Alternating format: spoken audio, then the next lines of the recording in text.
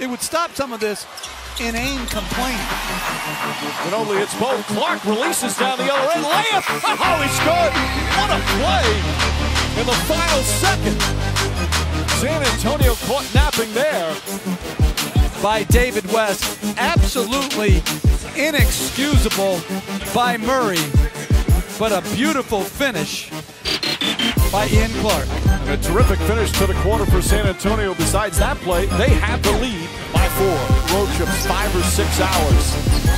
Now he's playing here in the conference final and a chance to make some big money. Green drives, lays it in as Bertans fell down to the Iguodala. Shot clock down to 7. Durant drives inside and finishes.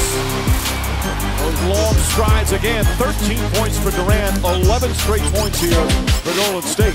Kevin Durant turns the corner. Look at the screen set by Draymond Green. Gets a lane. Nothing you can do. Nothing you can do. But Mike,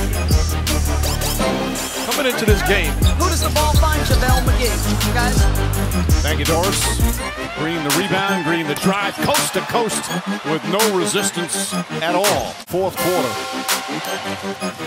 Golden State, 57% from the field. Green up to Livingston, who throws it down.